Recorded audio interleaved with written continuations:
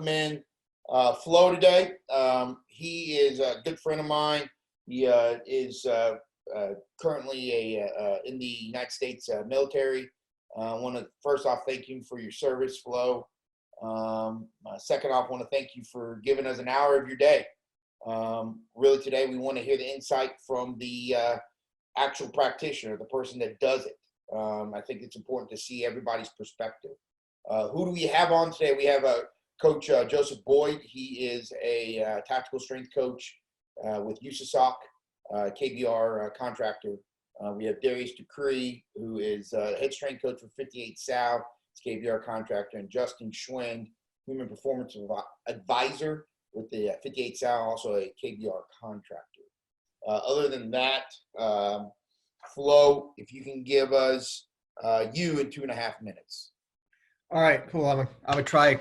I'm rather old, so it might take 5 minutes. No, just kidding. So anyway, as Justin already mentioned, I was born and raised in Germany. I was drafted into the military back in '96. So that's how I initially got in contact with the military environment. Otherwise, I probably never would have enlisted. Either way, fast forward 10 years later, now I'm in Belgium, met my wife, American citizen, married her, came to the States. She worked in the special operations environment, and the guys that I met through her, after them engaging with me, and they kind of sparked interest in me to pursue the career that I'm currently in. And if somebody tells me, hey, step 1 is this, 2 this, 3 that, I'm like, yeah, that sounds too easy. And here I am 10 years later, actually. But so that's my super quick wrap up in this part of what I do as a job. Appreciate it. Okay, we're going to open up the questions, shooting at you, Flo, and please feel free again to answer them like this is you. So if you can go down that rabbit hole, go down that rabbit hole. If you want to just lightly brush it, do as much as you can. I'll open up to Coach Boyd first, since he kind of helped me put these questions together for you, and let him hit it off first. Okay. Hey, Flo, appreciate you being here with us today, man. Really thank you for the opportunity to pick your brain today, and as always, thank you for your service. But first question I wanted to ask you was just kind of what we had started talking about initially. What was your motivation to become an operator initially, and then can you describe kind of what's the mentality that goes along with that position, with doing what you do?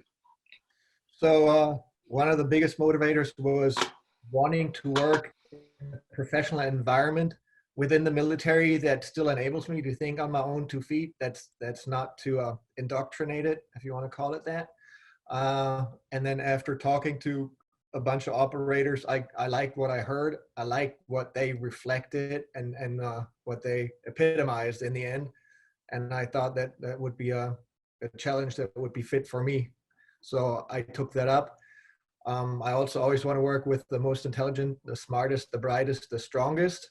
And then obviously having better equipment than the regular Army and getting equipment issued sooner and faster. Those were all driving factors.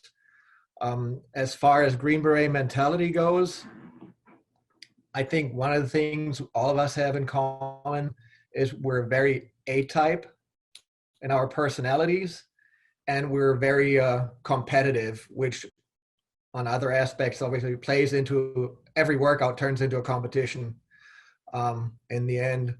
Other than that, even if operators aren't A-type or extroverts, if they're introverts, there's always a time and place where that's actually very helpful, but all of them are able to act though as if they were an extrovert, and they can fit in at an embassy party even though they absolutely do not want to talk to high-level personnel.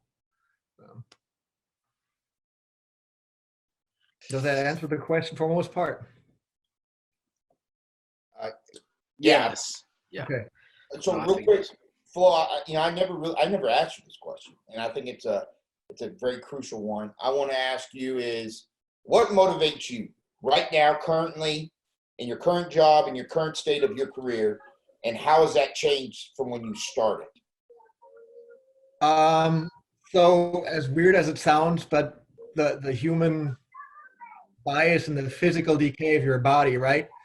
So right now I have the old man strength mentality, right? Where I got to choose my battles. Do I want to beat a 25-year-old on a 12-mile ruck? Because I know it takes me 3 days to recover when he's good to go after 4 hours. But at the same time, I'm like, no, I will beat that guy because I'm going to be able to say, hey, I'm 20 years older than you, but I still beat you. So that's one of my motivations on the physical side. On the other hand, really, what motivates me is seeing that wisdom that comes as you progress in your career and in your life, that really makes a huge impact and a big difference in the outcome of whatever task you're working on. And that for me is huge job gratification, I guess. That makes me super content and makes me feel like I do serve a purpose. And then when I do have students, no matter if it's a tactical environment or a classroom, whatever, and I see them on day one, and then I look back after 6 weeks and see how they have changed. That also shows me that what we're doing and the impact that I have actually does make a difference. We also have Coach Wood on. He just jumped on. He is a tactical strength coach with TSOC. So I'll let him dive in and ask a question that, yeah, how about it, Coach? How you doing, sir? Doing great. How are you? Nice to meet you. Nice to meet you. Likewise. So my question, that, you know, I like the points that you just touched on there. It's so true in this population, and it's a fun competitive nature watching that happen too. So, but some of the things I want you to touch on here is just, I missed the beginning part. I apologize for that, for your background, but what are some, let me see here. My apologies here. What are some pieces of strength conditioning that you have started to implement into your day-to-day, and in terms of whether it's technology or just keeping it very simplified for yourself and for those around you? If you could elaborate on that, of, you know, what things that you've found success with and staying current and all that. So that's actually a good question. I'm gonna say, pardon my French, but I'm a gear queer, right? That's what we call it. So I have, from lacrosse balls to foam rollers. I just got a show right the other day. Thanks, Justin, for making me spend that money. So resistance bands, everything, because when I first started working out, lifting weights the traditional way, what I would call it, I did that all the way up until 5 years ago. And then I had a supervisor who, the only good thing he had going for himself is he made it mandatory for the whole team to go to Thor 3 in the mornings together. So he didn't like it after doing it for 6 weeks because he was the weakest, but whatever. Anyway, so that's how I got in first in touch with Thor 3, because like Justin said, a lot of people don't know about it, don't want to utilize it. And I always thought about, nah, that's not for me. But after seeing how holistic the approach is and how structured, and the huge leaps and bounds of improvements that I made on a physical side, that just made me really dive into it and structure my workouts a whole lot different. Be it from, hey, why do I roll out on the foam roller before workout? Okay, makes sense. Why is it shorter pre-workout compared to post-workout? Why do we do the dynamic work, warm up and stretching versus a static one? And so those are all things that I learned and found a personal interest in. So I changed the structure of my workouts. So that's one of the big ticket items. And yeah, all those little small gadgets that can cost you a good bit of money are helpful. So I love incorporating it. Awesome. Thank you. Coach Boyd? Yeah.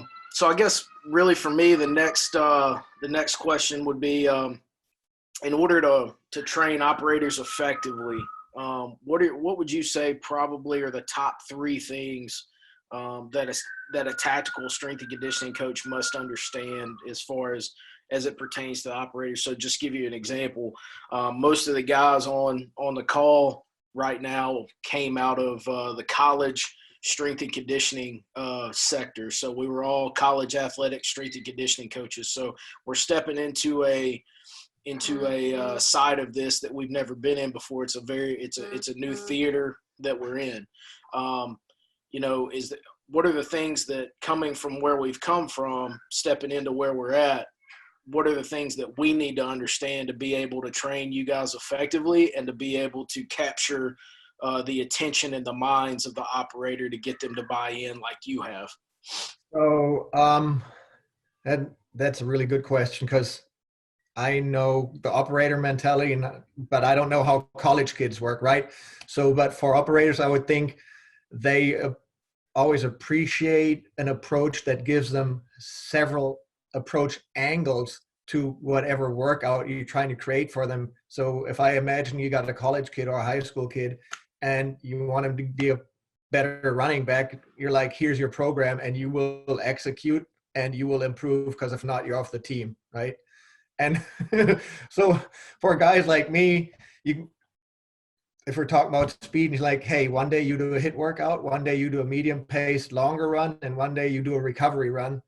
But if that doesn't work for you, here's what you can also try. I think that's one thing that guys in my work environment greatly appreciate, to have alternatives and to have them have some say so in their workout, given that feeling of, yeah, your opinion totally matters, because I really want you to get better at whatever part of your workout you're at. No, I think that's a great answer, and I think it's spot on, especially after being in this side of it for a year myself.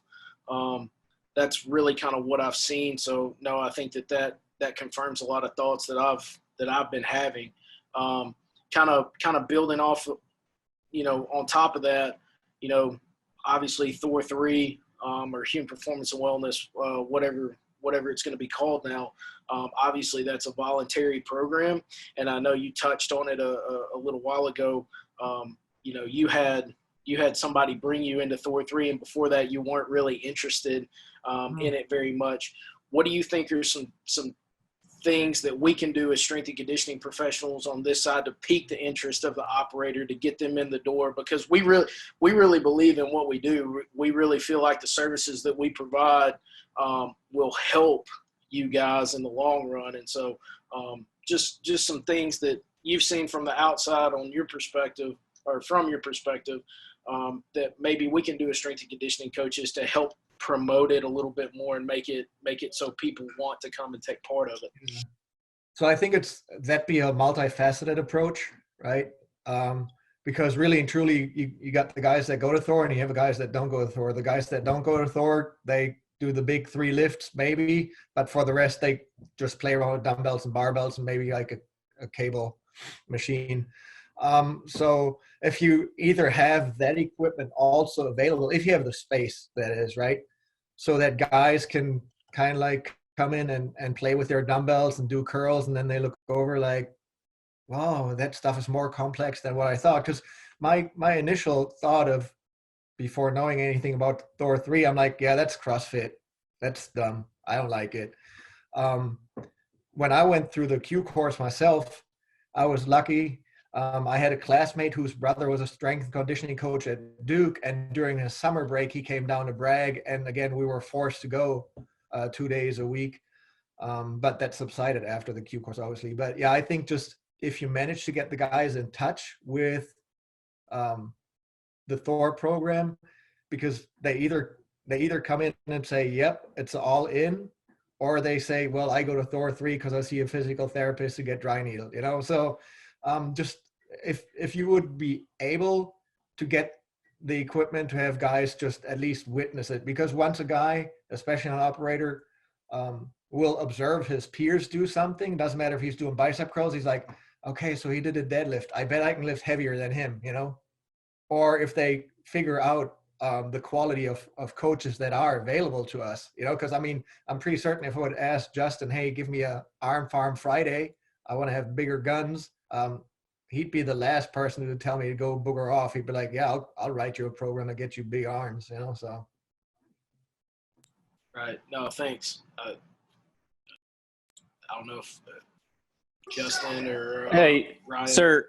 Yeah, I got Yeah. a question. So, I know this is kind of some of the issues that I've seen across the board, and with the military setting, in terms of, you know, you get a guy that PCSs to you coming from, you know, this institution that they were doing this type of training methodology, and you know, this strength coach was implementing this for them, or they were doing their own thing, and then they come to you.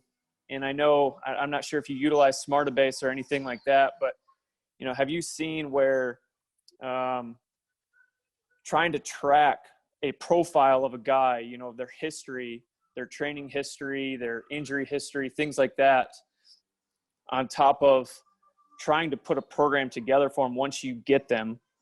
Yeah. What are some issues that you've come across, and how have you been able to, you know, win that guy over, to build out a program and get them up and running, to your standards? Yeah, so after a year or two of doing Thor 3, our strength coach introduced us to Train Heroic. I'm old school. I like having a piece of paper in my hand, right? So if whatever the workout's called, the wave. And I'm like, yeah, cool, and I can mark it down on paper. So at first I was kind of iffy about Train Heroic. And when I came over here, I asked one of the strength coaches, hey, can you help me out? My detachment doesn't have access to a lot of stuff. We're located here and there. And he's like, yeah, here's a Train Heroic login. And I'm like, wow, that's cool. Because when I logged in again, now I can switch back and forth between what I originally got and that. So I think that helps with tracking. Also, if a guy does PCS, he can go to the strength coach and be like, hey, I don't want to call out my old coach, but this is what we did at location X. I want to change up my workout. Can you make some suggestions based off what already worked right here? And you can see the lift numbers. Obviously, that doesn't pertain to injuries and stuff. And sometimes different jobs, just like on a football team, right? Depending on what position you play, you might want to have a little bit different workout. So I don't know how to implement it on the injury prevention or injury side on how to track that, but that's obviously a good way to track the workouts. The biggest thing that I experienced, and Justin, feel free to tell me what you've seen out there, speaking to my strength coach in Germany, when I asked him about personalized workouts, he was not all for it because he had seen it too many times where he had spent hours on creating personalized workouts for operators. And then when he would see him at the gym and they wouldn't do what he gave them, he's like, well, now they're just blowing me off. Thanks for nothing, you know? So I think that's, if you want to do it for a guy or a group of guys, obviously do it because they'll appreciate it. But also I would suggest trying to figure out, is that person just trying to like pump my tires to ask me about a personalized workout, or are they actually going to follow through? So. Thanks, Flo. Appreciate it, big guy. All right, so real quick, I have this question because I think this is important. We've asked, what do we need to know as coaches? But obviously, you're bought in, right? Yeah, and we're going to have soldiers in our career in this tactical community that are going to be bought in like you are. So what do you recommend that we ask of them to have others combine? Because you obviously you're a big promoter. You tell guys, hey, this is where you need to be, da da da, and you've brought guys in. So what are some key elements that you've done that you think we need to tell other guys that are the guys that are the salesmen? Really, let's be honest, because you're doing the things. And in some ways, that means more to another operator, another soldier, than us trying to tell us. Because all we are this guy, right? Well, you're the brother next to him. So I think I want to hear from you. What are some things that you think we should share if a guy is bought in that we want them to get others to buy in? And that's the hard thing, because exactly like you said, when I bring dudes in, they're either new to our current location and they don't know where you're at, or one of my neighbors, he's going through the course right now and he's super junior, so he's just very timid. like, for example, I told him, hey, man, you got a back issue from sitting in the classroom all day? Hey, let's go down there. They can freaking mob you. They can roll you out. They can do this, that, and the other. So I brought him down to the basement, and he was wearing a baseball hat. Nobody was wearing a hat because kids wear hats, right? Kind of deal for us at the gym. And he asked me, he's like, dude, like, can I wear my baseball hat? I'm like, yeah, why would you? Well, nobody's wearing a hat, right? So it's that shyness, the contact shyness. Yeah, if I tell somebody do this, do that, I have that quote unquote credibility. And if guys don't know you, that's unwitting, right? I think the biggest thing for you here where you are currently, your location sucks. Like in that dang basement with no windows, that's kind of hard to promote.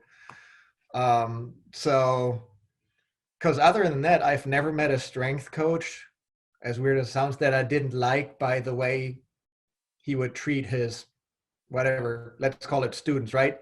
Because the number one thing is be approachable. That's the biggest thing. Obviously, all of you are probably pretty good deadlifters and cleaners and whatnot, right? So that would already give you credibility when you do show a guy how to execute a good lift. I don't know if you know Tony from Carson, really big, strong, older dude. That dude looks like a beer keg. So when I first saw him, like, you want to teach me about lifting? And then after about 10 minutes of talking to him, I'm like, I know nothing. So, but right now, I guess I'll just say, hey, keep up doing what you're doing on that side. And that's just where your hands are kind of tied. You kind of have to rely on guys bringing guys to you. Thanks, Flo. Next question I want to ask you and you kind of talked about it on the prep work and the cool down work, but what are some essential movements that you have done in your program that you think have really helped you when you've gone into the field? And meaning AKA squatting, if there's an Olympic lift or jump, whatever it is, what are some key elements you think are big take homes for you that are essential meat and potatoes of your program that have helped you become and stay successful over the years? I'm going to make all of you laugh right now. Right? Hey, at least I'm reading something, right? So yeah, point being is after doing Thor for a while, I started having SI joint issues, and I hadn't done deadlifts, hang cleans, no movement like that in 4 years, because I was told, hey, if it hurts, don't do it. Hey, we'll try dry needling. Oh, it didn't work. Oh, you get a shot in your back. Well, it didn't hurt either. And then I come to Justin and his little cohort down there in the basement, and they're like, no, dude, deadlifts fix everything. And working on your glutes, right? And so I think, yeah, working your glutes, your lower back, your core in general, that prepared me for my environment the most, because it helps with everything, literally. Like, I have less issues to no issues when I ruck with heavy weights now. And I feel like I have more strength and more speed when I do bleacher runs, etc. So I feel the full spectrum is covered by the advice that I was given from on a workout side. Thanks, Flo. Coach Wood, you got a question?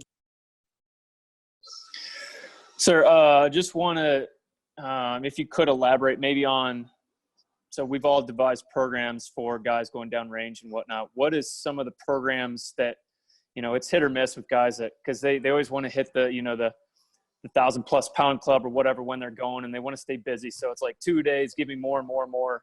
What are some of the programs that you've seen that you thought actually was beneficial and not just, the arm farm club and things like that going down range? What, if you could elaborate on that?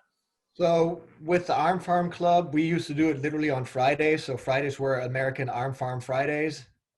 But again, it was structured towards the end of the workout, which was good because now you feel like extra small. If you try to curl 25 pounds, you can't even do that because you just did all kinds of other things prior. I'm a big fan of splitting my lifting versus cardio. So if I do 2-a-days, I prefer to lift in the morning and do cardio in the afternoon. So I think that's one thing that works rather well, especially on deployments. And then the current COVID environment will probably make your job a whole lot easier in the future, because now guys are struggling to find a good workout environment. And if they are working out, they're willing to make a lot more compromises. So I think that's where you have a better approach angle, because now you can tell them how to improvise, which Justin and Willie are doing they've come out with a Train Heroic workout that you can execute at home just using your door frame and chairs and tables and stuff that everybody has at home without having to spend money. So yeah, so make it diverse and make it challenging to the point that maybe after workout number 1 for the day, they don't really want to do a second or third workout if they do it right. Yeah, thank you. I guess my next question would be, you've touched a little bit on kind of recovery tactics and stuff like that. And one of the things that I've seen, just one of my observations is, and you said this as well, guys want to do more and more, right? Well, as we all know, as age progresses and everything like that, recovery becomes vitally, vitally important to being able to go out and perform every day. And one thing that I try to relate to my people where I'm at is, every day is not a test day. Every day is not a competition day. We want to constantly train for tomorrow, right? We want to be better tomorrow and be able to perform tomorrow. So what are some things that or some ways maybe we can promote the recovery side of training to maybe younger soldiers, because that's one of the things that it's not necessarily the old guard that you have trouble getting in to buy into recovery techniques because they've been around the block and their bodies are hurting and everything like that. It's more the younger side. So do you have any advice on how we can relate those recovery techniques to a younger population earlier so they maybe don't have as many problems down the road? So, yeah, and I was lucky. I had a team sergeant at one point who had so many deployments to Afghanistan. He walked like RoboCop. And when he would talk about like, yeah, I did this like 10 years ago and now I'm like this broke guy, I'm like, yeah, I don't want to end like that. So in the end, I would try to find something relatable. And what I do with my students, I break stuff down Barney style. And sometimes I come up with examples that make them giggle or laugh or, well, that sounded kind of inappropriate, but guess what? Now it clicked, right? They won't forget that piece of advice. So that's something that depends on whoever you're talking to, what their mentality is, right? But make it relatable, make it click to that aspect, to not neglect that. Coach, we also have Coach Kelly Johnson. She's a human performance advisor with AFSOC, and she's got a question for you. How you doing, Coach? Sorry, I don't have my video on. I'm actually outside. You're outside? You're in Germany. I'm outside. In New Mexico. It's beautiful. Oh no, outside. I just completely mixed up FSOC with SOC-F. Never mind, you're good. You're fine. So I have a question for you about your TDY and deployments, what your nutrition looks like. I know that MREs are about 4,000 calories a box when you do have to have utilize those. So what does it look like for deployments? Is there a lot of nutritious foods in your diet? So, and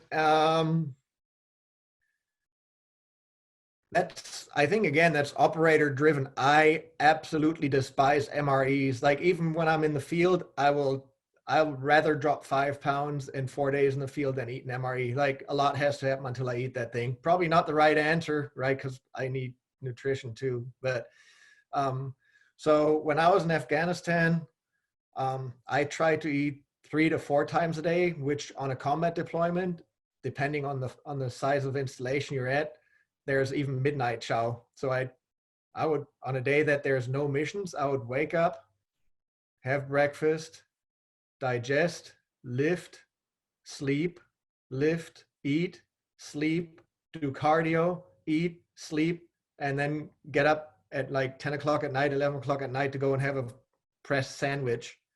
So, and at the defect, obviously, it's like a buffet. So you just pick and choose how healthy you want to eat or not. On other trips, for example, Eastern Europe, yeah, one of my roommates, he would eat Greek yogurt 3 times a day for 5 months, whatever. But at least in Eastern Europe, you can diversify, so you can get all the healthy nutrition you want. So it really depends on what type of rotation you're on. But even downrange, you can eat healthy. I know a lot of guys, I guess they're called mountain meals or something. So they even buy their own MREs if they go on certain trips and TDYs, because MREs are just disgusting. Yeah, that's some of the feedback that we've gotten, and we've got a dietitian at our base, and that's one thing that we're really trying to figure out is, how we can better supply them with more information on how to change things up. Like you said, Greek yogurt 3 times a day for 5 months. That's a little excessive on the yogurt. Yeah. Oh yeah. So how do you get good proteins? How do you not drop all that weight that you work so hard to put on, especially, that muscle mass? So that's a good answer. And I can definitely pass that on to our dietitian. Thank you. All right. Real quick, Flo, question for you. So, we've talked before. You kind of have. You said you can go another 10 years, or you got time. You still got a lot of time left in the military, and in that understanding is kind of what's your end game. Do you want to retire as operator? And if so, what are some other elements that maybe we've missed today that you think physically, if not mentally, is going to get you there? I think I've been really lucky, so I don't know if I'm even the right reflection to generalize on my type of I hate pipe hitters, but saying like pipe hitters, right? Because I don't know if I know you know him. I don't know if the rest of you know Adam Kuhl. So he was the first strength and conditioning coach who I had interaction with in Germany. We got along really well. Now I came here, and I have you, Justin, and be it Aaron and Willie. So I've always worked with people that made me wanna not only get stronger, faster, better, but also maintain. And then with you, when we went to see big guy in South Carolina, right, Donnie? Hey, that was so much for my hip pocket that I could reach back into, because obviously he's up there in age too by now. And yeah, so for me, it's you guys, you as strength and conditioning coaches, sparking the interest of knowing more about self-improvement on that side of the house. I think that is huge. If you can get an in with whoever you're training and make him want to suck stuff out of your body like a damn sponge, that's a huge thing, versus coming across, let's say, condescending, like, yeah, I know everything about lifting, you know nothing, here's your program. That's how you shut a dude down. Coach Wood, Coach Boyd.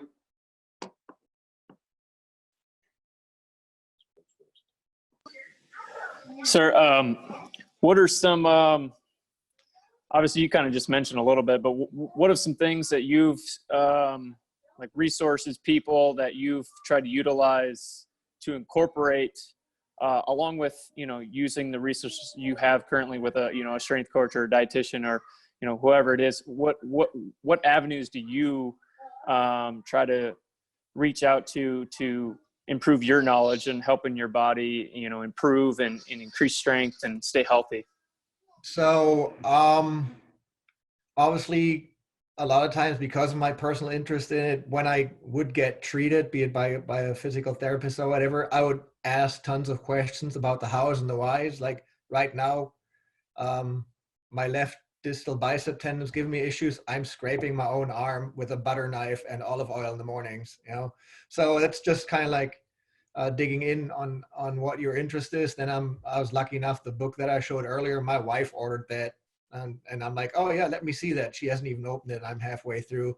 So I, reflecting back, and if you spark interest in a guy, and if you get them to understand how important your health is, as a holistic thing, right? With nutrition, rest, and all that stuff without making it sound too dry. I think that's how you get people to do their own research, get their own books. And so, yeah, for me, the number one thing for any strength conditioning coaches or anybody working in that Thor 3 realm, be approachable. And again, fake it. If you're really and truly not a people person, dude, make the guy think he's your best friend and you're only thinking about his best interest, even if obviously with some people you couldn't care less. But yeah, get that human interaction, that personal in, and that will get a person to go the extra mile to invest in themselves. Perfect. Thank you. Boy, I ran down all my questions. I think I'm good. So, you got anything else? yeah, of course. So Flo, kind of, what was the biggest aha moment for you from a performance standpoint in your career? Like, at what point did you hit and be like, this is what I need? And like, at what point? What I mean by that is, obviously you were in the German army, and then you came into the United States, or German military, the United States military. At what point in your career did you hit that aha moment, and why, and what happened?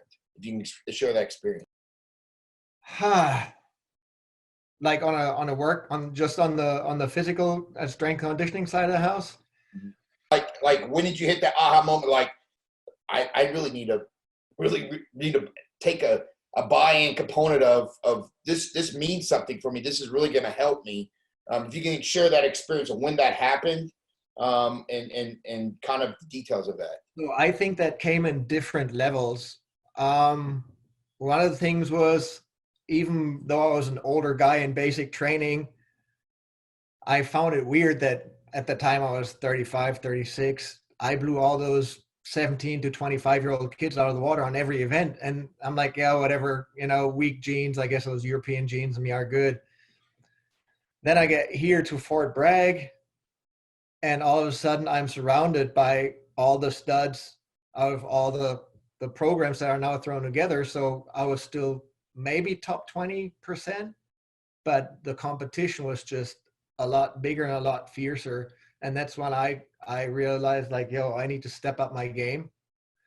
And then the next step forward from that was, obviously, if you're trucking up and down the mountains in Afghanistan and you think you're strong because you're lifting 3 times a day, and all the girls turn their heads because you got a beard, but you can't make it up a mountain with a plate carrier and a heavy ruck and the potential of getting killed.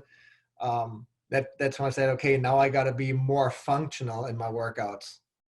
So that I think that was the biggest aha moment. Like, hey, just bench pressing and curls and tricep extensions and whatnot, that's not cutting the cake. That was probably during operations. And I said, it has to be functional fitness. And I think second part to that question, if you were going to design a test or a couple exercises that were going to mimic what you do in the field, personally, what would that be? If it's 1, 2, 3, whatever that is, if it's something that's done currently that you really like, you can share that piece too. Okay. Well, I did come out with a PT, or the physical fitness event for our battalion, that we wanted to do as a competition. Well, COVID kind of said, yeah, go beat feet. But maybe it'll be implemented before I leave here. And I kind of like that approach, which was a mix of cardio and strength. So it was like rowing, running, rucking, and then the sled pull and drag. So those are the things. I think if it's really hard because everybody has different personalities, right? So, but on my side of the house, I like a workout that's hard, challenging, fast, and doesn't take too long, which that is different for everybody else, right? Some do fall off the assault bike after 2 minutes, and others say 15 minutes, give me more, so. Yeah, I mean, it depends really on your MOS too, what you're doing. Yeah. I agree, but I was just thinking, is any certain piece that you, like, we talked to Rusty Witt about 3 weeks ago, and he was former 10th group guy, and he was like, one thing I really liked, and he was an Echo, And one thing he's like, one thing I really would like is if we had some sort of body drag or weighted drag piece for a stop and go component. You know, if it's 50 yards in capacity, but it's repeated or repetitive. Yeah, and I totally agree with that. That would be something good, because going back to my aha moment during combat operations, right? If you think about it, what kind of loads does your body work under when you have stuff in your pockets and a 30-pound plate carrier and a weapon system and maybe something on your back or not? But now you need to carry mortar rounds, right? A big case that's heavy or an injured personnel. So, and that's why I totally agree with his approach. For getting there, I like doing sprints and I like doing rucks. So I changed my rucking from not going 10 miles. Now I do 6 miles, but I ruck with 90 pounds. So. Yeah, beautiful. That's what I was looking for. Yeah, awesome. Thanks for that answer. So we're getting to the top of the hour, and I want to honor your time. So I said really the last 10 minutes, it's kind of the knowledge nugget section. Anything that you feel that you really wanted to share today in this platform, want to give this time to you, or if there's any questions you want to ask us and let us dive into it, please do. But this time is yours. Okay. Well, I mean, I think all the questions that I got today were very well structured and everything. So my slate's pretty much clean and wiped.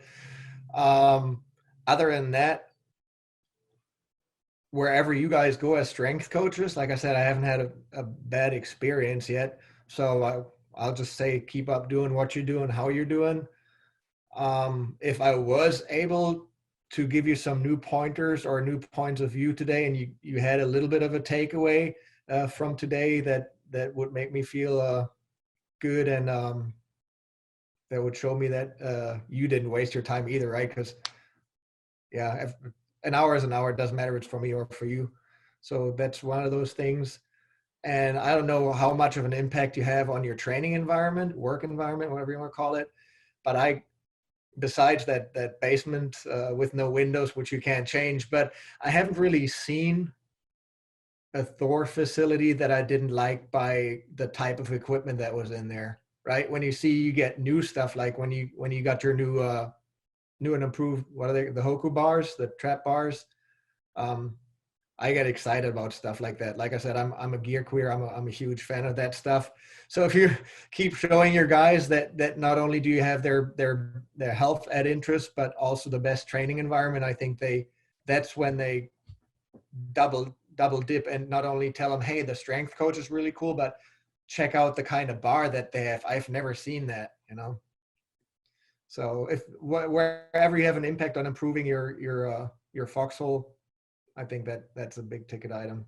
No, I totally agree, especially the cultural standpoint is bells and whistles and whimsical things do matter.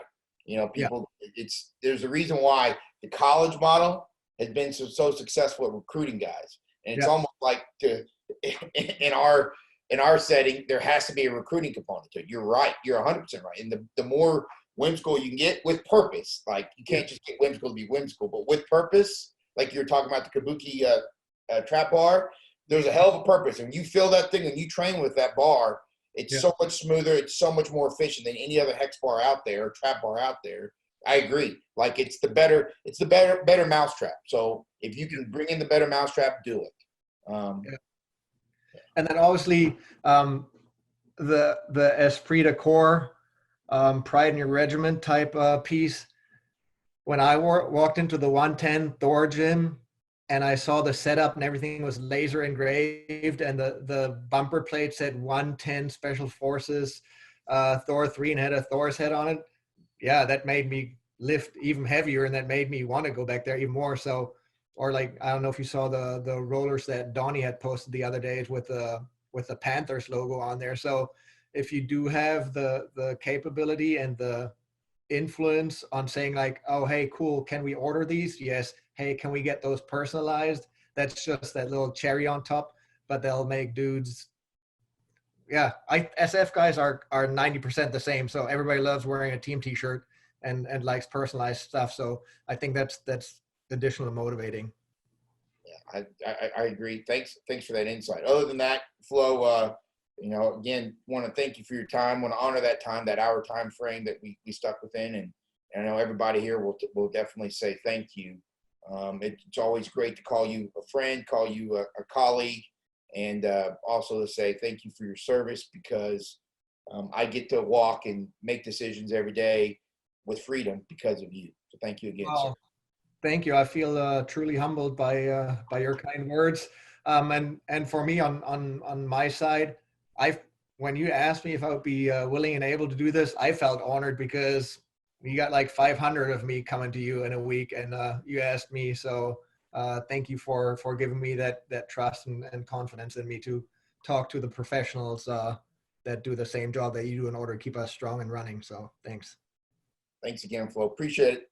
Good luck, man. Let me know if Thank you. Talk to you. Appreciate Bye. it.